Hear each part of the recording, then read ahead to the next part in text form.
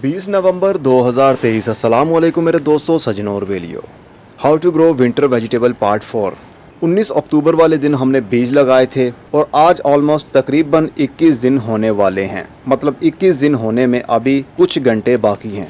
तो कल रात में बहुत ज़्यादा बारिश भी होती रही। अभी सुबह 10 बजे का टाइम हो रहा है, तो बहुत तेज़ हवा भी चलती रही, जिसकी वजह से पौधे एक साइड पर गिर गए हैं। बड़े बड़े से पौधे भी एक साइड पर झुक गए हैं। चलिए हम अपना काम शुरू करते हैं। टमाटर के पौधे भी देखिए एक साइड पर झुक गए हैं, लेकिन कोई प्रॉब्लम नहीं, ये एक नॉर्मल सी बात है। हमारे पौधे इतने मैच्योर तो हो चुके हैं कि वो अपना भार बर्दाश्त कर सकते हैं। चलिए जी शुरू करते हैं। जैसा कि मैंने आपको बताया था, मूली के पौधों को हमने जैसे ट्रांसप्लांट किया था, अब मूली के पौधे अभी दिखाता हूँ, तो उसी तरह मैंने चुकंदर के पौधों को भी निकाला और दोबारा से रीट्रांसप्लांट किया। ट्रांसप्लांटिंग के बारे में काफ़ी सारे लोगों की कन्फ्यूजन अभी भी है। अभी भी नए नए लोगों के सवाल आते रहते हैं कि क्या ट्रांसप्लांट पौधों को करना ज़रूरी है, जहां पर हमने बीज डाले हैं वहां पर पौधे बड़े नहीं हो सकते। इस तरह के काफ़ी सवाल थे लोगों के, तो मैंने आंसर भी किया उनको कमेंट्स में। लेकिन यहाँ पर अभी बता भी देता हूँ कि क्यों ज़रूरी है ट्रांसप्लांट करना और कब आप उनको ट्रांसप्लांट नहीं कर सकते, यानी करें या ना करें, अभी बताता हूँ आपको।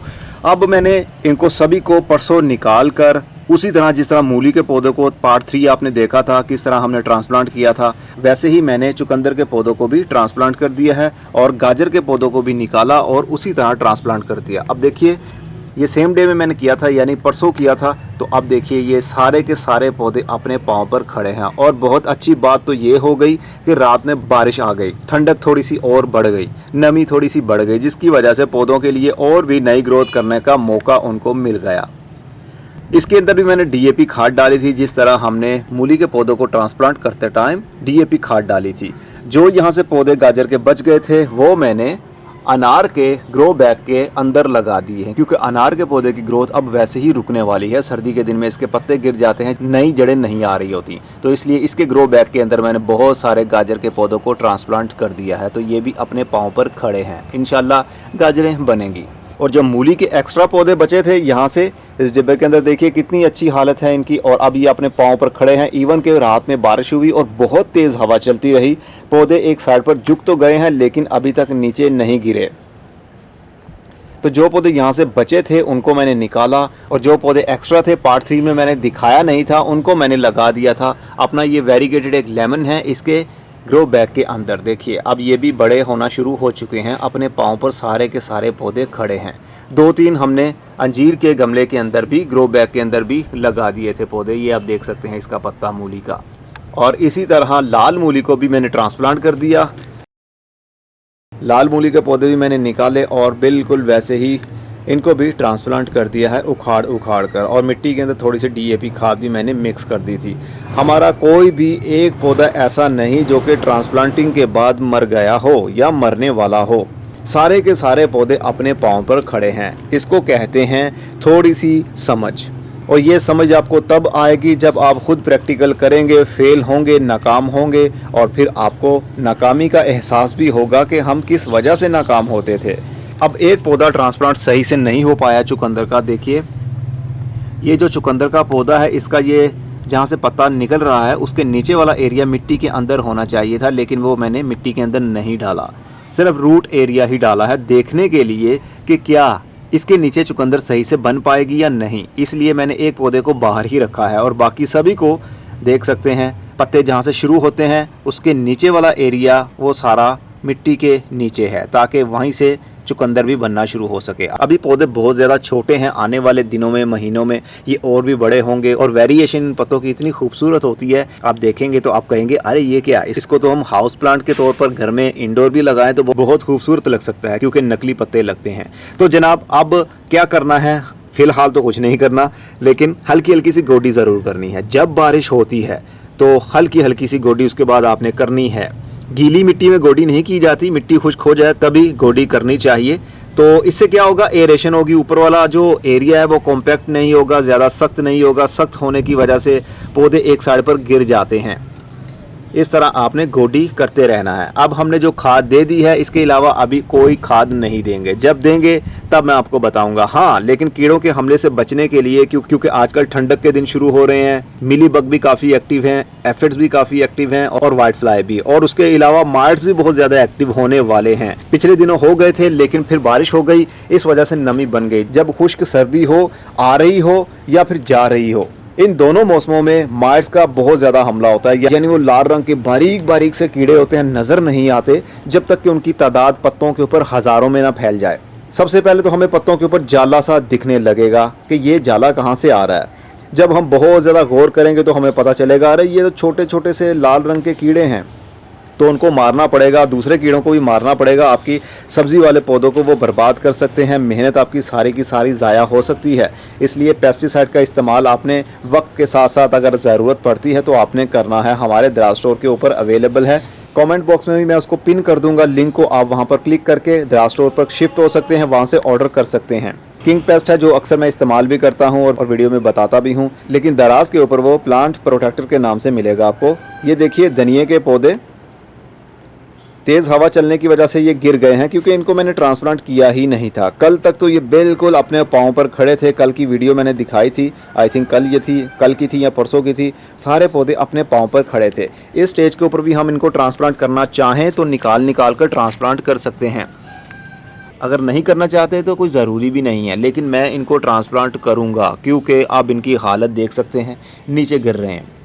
अगर अभी से इनको मैंने नहीं संभाला तो जो ये पौधे गिर गए हैं, गिरे हुए ही ये ऊपर वाली साइड पर ग्रोथ करने लगेंगे। और ये जो वाइट एरिया आप देख रहे हैं ये ऐसे ही रहेगा, ये मोटा होता रहेगा, पौधा डी शेप रहेगा। तना मिट्टी के ऊपर वाली सतह पर रहने की वजह से गल भी सकता है। इसलिए क्योंकि ये बहुत ज़्यादा पौधे हैं, एक आध पौधा तो है नहीं, तो इनको मैं निकालूंगा और एक सीक्वेंस में लगा दूंगा, जैसा कि हमने मूली के पौधों को लगाया था।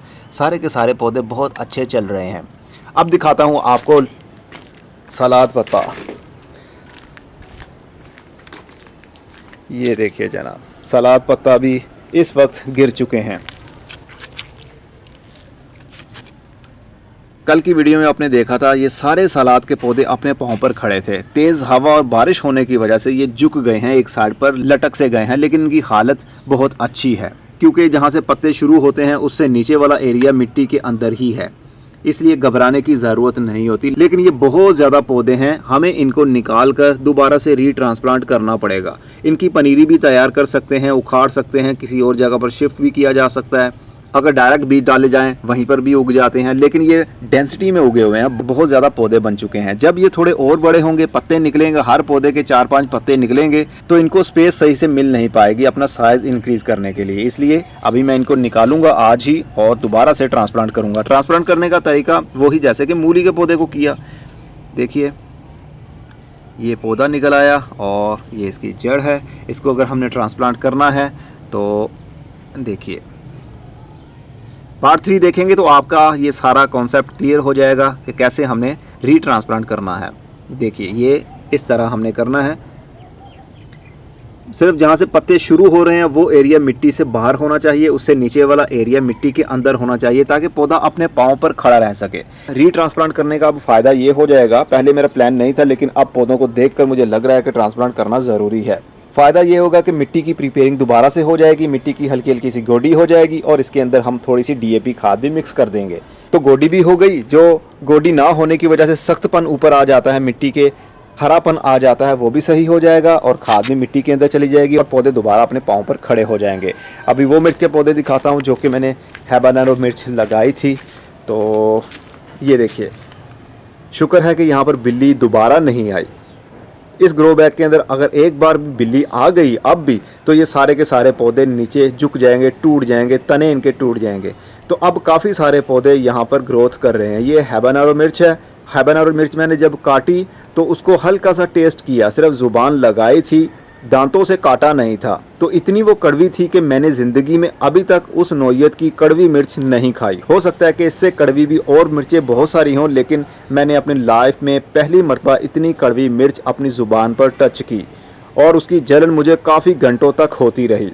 चीनी भी खाई, ठंडा पानी भी पिया, इवन के बर्फ़ की टुकड़ी मुंह में रखनी पड़ी, तब जाकर थोड़ा सा सुकून मिलता था। लेकिन जैसे ही बर्फ़ ख़त्म हुई, तीखापन फिर से शुरू हो गया। तो ये हैबानेरो के काफ़ी सारे पौधे बन चुके हैं, इंशाल्लाह ये थोड़े से और बड़े होंगे। तो अब मैं बताता हूँ ट्रांसप्लांट करना क्यों ज़रूरी है। जहाँ पर हमने बीज डाल दिए हैं वहाँ पर उग कर वहाँ पर पौधे बनकर उसको फल लग सकता है या नहीं। मैंने कमेंट बॉक्स में भी आपको यही बताया था और अब भी यही बता रहा हूँ। जब आपने पनीरी तैयार करनी होती है तो एक जगह पर बहुत सारे बीज डाल दिए जाते हैं। जब पौधे बन जाते हैं तो वहाँ पर उनको बड़ा होने के लिए नहीं छोड़ा जाता, क्योंकि वो वहाँ पर सारे एक टाइम में ही इतने सारे पौधे छोटी स्पेस में बड़े नहीं हो सकते। अगर बड़े हो भी गए तो उनको फल नहीं लगेगा, अगर फल लग भी गया किसी को लगेगा किसी को नहीं लगेगा, और उनके ऊपर कीड़ों के भी हमले बहुत ज़्यादा होंगे। सब्जी वाला पौधा हो या फूल वाला पौधा हो, एक प्रॉपर उसको स्पेस की ज़रूरत होती है। हवा की क्रॉसिंग होनी चाहिए, धूप उनके पत्तों के ऊपर बराबर पहुंचनी चाहिए। जिस जगह पर वो लगा हुआ है पौधे की मिट्टी की गोडी आसानी से होनी चाहिए। अगर डेंसिटी में जैसा कि ये बहुत सारे पौधे एक जगह पर लगे हुए हैं, जब ये बड़े होंगे 1.5 फुट के पौधे होंगे तो ज़रा सोचिए इस ग्रो बैग की मिट्टी उनको कम पड़ जाएगी, मिट्टी की हम गोडी भी नहीं कर पाएंगे। पौधे के तने के पास में ही दूसरे पौधे का तना होगा तो फिर उसकी ग्रोथ हो नहीं पाएगी। इसलिए पौधों को ट्रांसप्लांट किया जाता है। एक ही ग्रो बैग के अंदर मैंने 1 या 2 बीज लगाए होते और वो उग जाते तो फिर हमें ट्रांसप्लांट करने की ज़रूरत नहीं थी, अगर वो थोड़े थोड़े फासले पर लगे होते। तो जब एक जगह पर बहुत सारे बीज लगे हों वो भी साथ साथ में, तो पौधे जब थोड़े से बड़े होते हैं तो उनको हमें निकाल कर ट्रांसप्लांट करना पड़ता है किसी और जगह पर, किसी और गमले में। लेकिन धनिये के पौधे को हम नहीं करते, लेकिन इस बार मैं धनिये के पौधों को भी करूँगा, क्योंकि धनिये के पौधे काफ़ी एक साइड पर गिर चुके हैं। पौधों को ट्रांसप्लांट करना होता है, एक स्टेज होती है। कुछ लोग कहते हैं कि ट्रांसप्लांट करेंगे पौधे आपके मर जाएंगे। असल में ये वो लोग बातें करते हैं जिनको नॉलेज नहीं होता या वो इस फील्ड में नए होते हैं। मुझे इस फील्ड में तकरीबन 10 साल कंप्लीट होने को हैं या शायद हो चुके होंगे। तो जो मैं इतनी आसानी से बातें कर रहा हूँ उसके ऊपर अमल भी हो सकता है। इन वीडियोस के पार्ट्स को आप देखते रहिए, how to grow winter vegetable. जितने भी पार्ट्स बनेंगे जब तक हम इनके फ्रूट्स को हार्वेस्ट नहीं कर लेंगे आप फॉलो करते रहिएगा, और आने वाले अगले साल में इंशाल्लाह आपको इतना एक्सपीरियंस हो जाएगा कि आपने विंटर वेजिटेबल्स कैसे उगानी हैं और उनको हमने कैसे ट्रांसप्लांट करना है। इवन के रूटेड वेजिटेबल्स को भी मैंने ट्रांसप्लांट किया है, आपके सामने हैं। तो आने वाले टाइम में हमें ये भी पता चल जाएगा कि फल लगता है या नहीं। बस अल्लाह खैर करे कोई ऐसी आफत ना आए इनके ऊपर, जैसा कि बिल्लियां आकर यहाँ पर काम ख़राब ना कर दें, या बारिश बहुत ज़्यादा होने की वजह से मिट्टी में पानी ना भर जाए, गल ना जाए, क्योंकि पिछले 2 सालों से बहुत ज़्यादा बारिशें भी होती रही हैं विंटर सीज़न में। तो इस साल मुझे लगता है कि नहीं होंगी, लेकिन अगर हुई तो फिर ये भी नाकाम हो सकती हैं। बाकी उम्मीद तो हमेशा अच्छे की ही रखनी चाहिए। अब हम DAP खाद बिल्कुल भी नहीं डालेंगे। कब तक? जब तक कि मैं खुद ना डाल लूँ।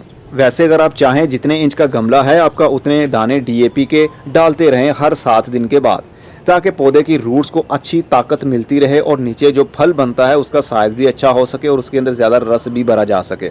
अगर आपके पास NPK खाद है दाने वाली तो वो भी इसी तरह यूज़ कर सकते हैं। एक टाइम में एक खाद देनी है। आज के हफ्ते आपने NPK दे दी, अगले हफ्ते DAP देना चाहें तो दे सकते हैं, लेकिन अब DAP की जगह आप NPK इस्तेमाल कर लेंगे तो ज़्यादा अच्छा रहेगा, क्योंकि उसके अंदर नाइट्रोजन, फॉस्फोरस, पोटेशियम तीनों चीज़ें होती हैं।